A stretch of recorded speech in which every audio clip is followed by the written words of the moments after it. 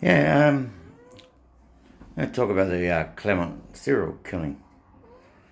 Happened in 96, 97, 98. The three girls are Jane Rimmer, Ciara Glennon, and Sarah Spears. Did not want to get any of those wrong because that would be incredibly fucking rude of me. These girls went out. They weren't hurting a soul. Just, you know, beautiful young things. One of them was a teenager, 18, 19. This is devastating. They all had one thing in common. They went to the Bayview, Club Bayview. Club Bayview.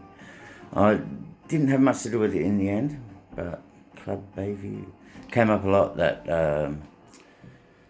the Club Bayview, and a lot of conspiracy more seedy things that ever happened there, ever. Were said to have happened, and did they happen? They did not happen. No, they did not happen. Okay. Well, things went cold pretty much straight away. Because people don't. Oh, it's not that people don't want you to know this, but it's just a fact. If you're a serial killer, the best way for you to get away with it is to strike completely random. You don't plan, you don't think, you just have a murder kit and you go, yep, that guy or that girl.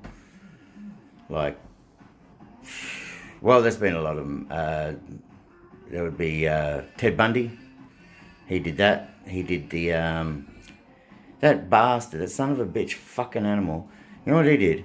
He pretended that he had a broken arm, wore a cast, and in up the cast he had a crowbar that he used to open the skulls up of between 40 and 50 women, all who remarkably had centre parts, brown hair and centre parts.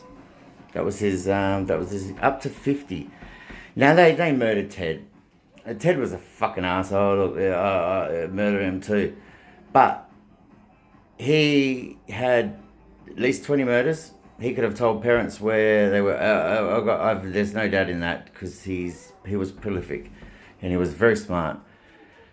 And to think that he just tells, like, he had a deal going, and he kept playing off, and he didn't realise the government didn't give a shit. They wanted to fry his ass. Anyway, let's get away from Ted Bundy. So, yeah, I remember at the time, taxi drivers. I think there was a big taxi driver blood swab even. Gee, you Americans would love that, wouldn't you? Oh, my constitutional right to take my blood. Well, if you ain't got nothing to hide, and it's a murder inquiry, believe me, it's a murder inquiry. They're going to get rid of the blood afterwards. Murder inquiries are different to murder inquiries. I'll tell you an anecdotal story. How much people hold murder detectives murder homicide detectives in high regard. I was in St Kilda. I was with these two prostitutes. We were doing our stuff, doing our thing, hanging out and stuff. We weren't having sex, we just hanging out and doing drugs. And these police came over and they said to these two prostitutes, hard girls. They said, yeah, we're constable, blah, blah, we're a detective, blah, blah, blah. And can you help us? They said, no, we don't talk to police. They said, we're homicide for a girl that got murdered not too far away. These girls changed instantaneously. Like, as soon as they realised that the homicide guys were not the enemy, they're not going to bust them with their pathetic amount of drugs that they've got on them, like Vice, like the terrible, To someone as, I'm not going to say that I'm a genius or smart and shit, but mate, the war on drugs, you've manufactured such division, hatred. You really have. Like, look how did Prohibition work out? It gave you Al Capone. It gave you John. It gave you John Kennedy's dad, Jack Kennedy's dad, JFK's dad. Hey, if that guy wasn't racist, I don't know who was. Anyway. Oh, that's right. Okay, in Karrakatta, in I think it was 1988, there was a young lass, 17, and she was raped, but she escaped. She got away, and I think they got a DNA thing from that. Bradley. Oh, there's this other guy too. Okay. These murders were committed in 1990. It's 2009. It's 2009. Their chief suspect is a guy called Lance Williams.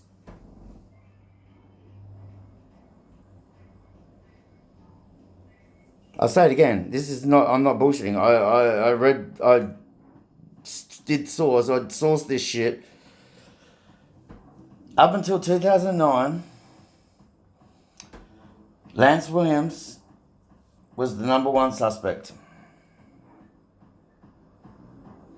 But there were some legends, like Simon Beaumont from 6PR. Big shout out to Simon Beaumont. He's one of the good guys. Like, congratulations, Basil Zemplis. You will do a fine job. 6PR, honestly, anyone that has anything to do with 6PR, like my uncle, if anyone cares, is Peter Dean. He worked at Channel 7 and stuff. And anyway, that doesn't matter. Okay, yeah, Simon Beaumont, big call out. Okay, it was the... okay.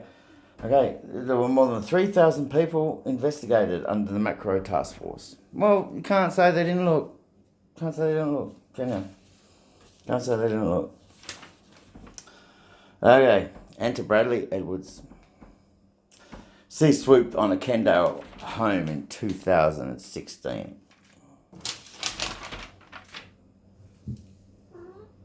He's been a guest of the government ever since then, of course. You're not going to let a murderer out, are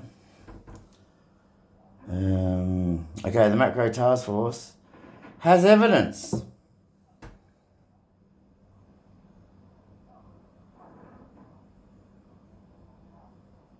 Wait a sec. They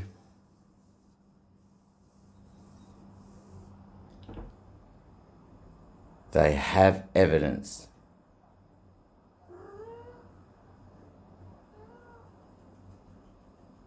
I can't find out.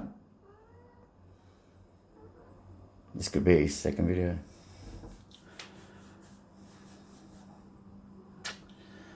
Okay. Well, Mr. Bradley, it's not looking good for you, mate. I know you've been found guilty and shit. And you don't stand a chance of a ghost of a pill. Because, okay, this is okay. When I say they've got no evidence, of course they've got evidence. Okay, they've got a pattern of behaviour. This prick raped that teenager, and they got a rape kit. And out of that rape kit, they got the DNA. Then when the other three girls from Claremont went missing, they went, oh shit. Time goes by. Eventually, they get this girl. DNA has evolved to a technique where they can go, oh, this was the motherfucker that raped that girl at Karrakatta Cemetery. That 17-year-old girl. And he did something else. A rape of a Karrakatta victim. The rape of the Karrakatta victim, who was 17, predates the other murders. Where's the other one? He did some other shit too, this prick. Oh, that's right, that's right. He, apparently, he was, apparently,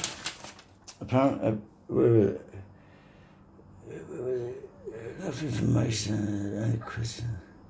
Yeah. Okay, apparently he was,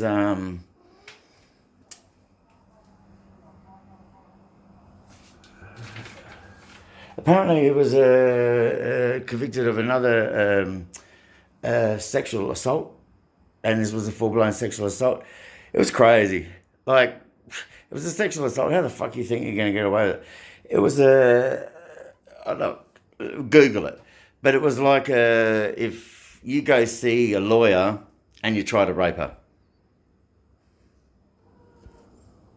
Doesn't look good for you, Mr. Bradley. Doesn't look good for you at all, Mr. Bradley. You know what, Mr. Bradley? See my spiders? I wish I could pour one of those on your face every night of your life for the rest of your life.